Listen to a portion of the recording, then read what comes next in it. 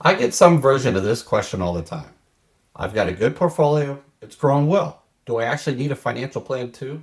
And it's a fair question. Here's the honest answer.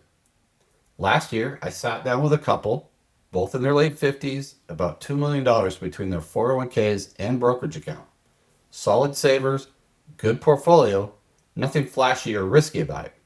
And they were still on track to pay thousands more than they needed to every single year in retirement in taxes because their investments were sitting in the wrong accounts. And that was only one of the two problems we found. The other was quieter, but just as expensive.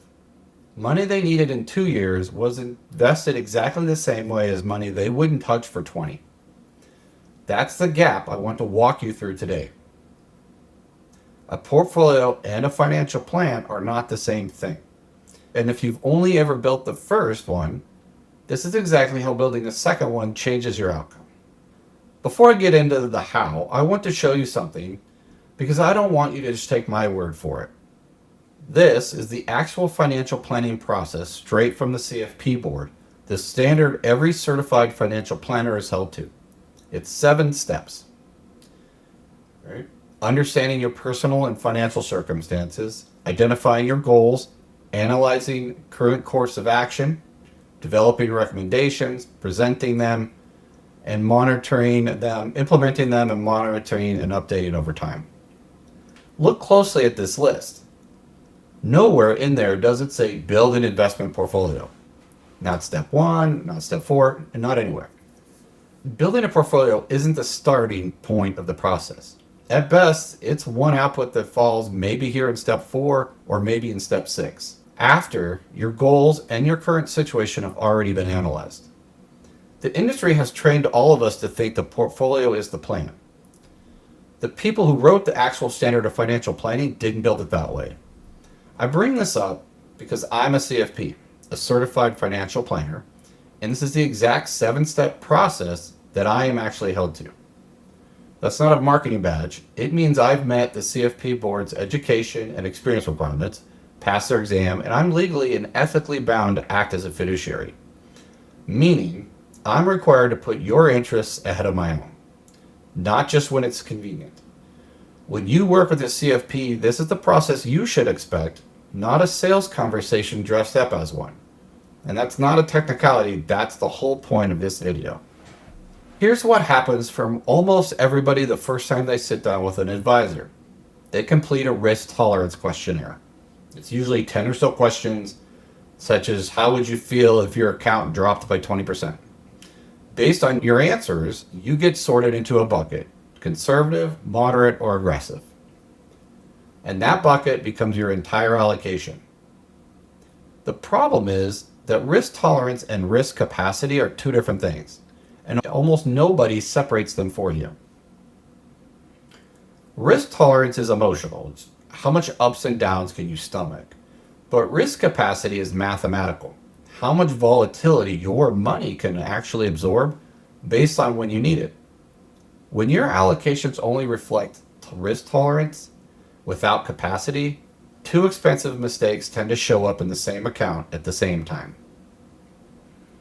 The first, money you need in the next couple of years, a down payment, a kid's wedding, the first few years of retirement income, it's sitting in the exact same allocation as money you won't touch for 10 plus years. If the market drops right before you need the near-term cash, you're forced to sell low to cover something that should never have been at risk in the first place. The second runs the opposite direction. Money with a real 10 plus year runway, retirement savings you won't touch until much later, money that's really for your kids down the road, that's sitting in an overly cautious allocation because your questionnaire came back moderate. That money could be working harder for you because its actual timeline can handle a lot more growth and volatility than your gut reaction to a questionnaire suggested. One approach that may address this is building what I call a purpose-driven plan before you touch the allocation at all. You map every dollar to an actual goal and a real timeline. Not how much risk can you handle, but when do I need this and what is it for? Once every dollar has a job and a rough date attached to it, The allocation for each piece practically builds itself. You have near-term money is generally allocated more conservatively to help reduce volatility, and long horizon money gets positioned to grow. And just as important, the tax side. Which account holds which asset, when you take withdrawals, whether a Roth conversion makes sense or not, gets built around the same timelines instead of being something your CPA sorts out every April after the fact. Here's how this played out with that couple I mentioned. I'll call them Sarah and Mike. They're in their late 50s, about 2.1 million combined across the 401k, a traditional IRA, and a taxable brokerage account. Sarah was planning to retire in about 3 years. Before we worked together, every account was invested the same way, moderately aggressive across the board.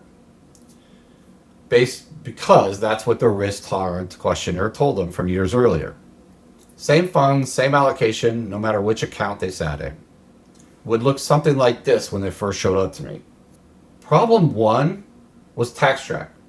Their taxable brokerage account was holding a mix of bonds, bond funds, and dividend-paying stocks, assets that throw off taxable income every single year, whether they touch the money or not. Meanwhile, their 401k and their IRA, accounts where growth can compound without an annual tax bill, were holding the highest growth stock positions. And that's backwards. Growth assets are wasted in a taxable account because you're paying tax on gains every year that a tax-deferred or Roth account would let ride. Income-producing assets may be more tax efficient when held in tax advantage accounts in certain situations, because you're paying ordinary income tax on interest and dividends you don't even need yet. That mismatch, right asset, wrong accounts, was a significant contributor to their projected tax costs. We recommended changes designed to improve tax efficiency by moving bond funds and income-producing assets into the 401k and the IRA, and shifting more of the growth-oriented positions into the Roth conversion strategy so that that growth could compound tax-free instead of building up a future tax bill. Would look something like this after we made the changes. Problem two was separate, and it was about timing, not taxes. When we actually mapped their goals, we found they needed about $150,000 in the next 2 years for a down payment on a smaller place and to help with their daughter's wedding. Another $700,000 or so was earmarked to cover the first 5 years of retirement income once Sarah stopped working. The remaining $1.2 million genuinely had a 10+ year time horizon, money they weren't going to touch anytime soon. This also often happens because most people view retirement as a goal at a specific date. The mistake is that you don't need all of your money on that one date. You need some money then, and you need some money shortly thereafter, and then some money a long time after that. None of that showed up anywhere in their old allocation. All 2.1 million sat in the same moderately aggressive mix, regardless of whether it was needed in 2 years or 20. So we rebuilt it around those actual timelines. The near-term 150,000 moved into a stable, low volatility positions because the market dip right before that wedding or down payment would have been a real problem. The 5-year retirement income bucket got dialed back moderately, and the long-term horizon 1.2 million actually ended up more growth-oriented than before because it could finally see it had decades of runway, not 5 years, money that had been sitting too conservatively and quietly missing out on growth it could afford to chase. 2 separate problems, 2 separate fixes. One on the tax side and one on the allocation side. Neither one gets caught by looking at how's the portfolio doing.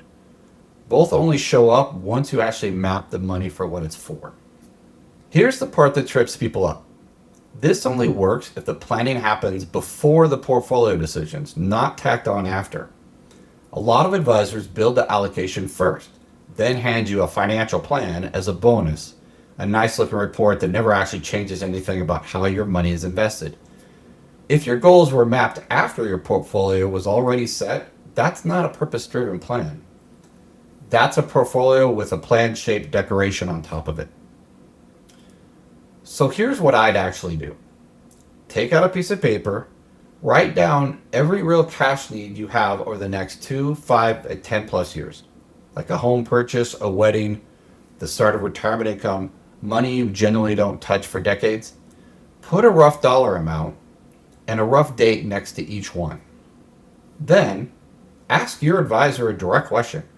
Does my current allocation actually reflect these timelines, or does it reflect a questionnaire I filled out once and never looked at again? If they can't answer that clearly, that's your sign you've got a portfolio, not a plan.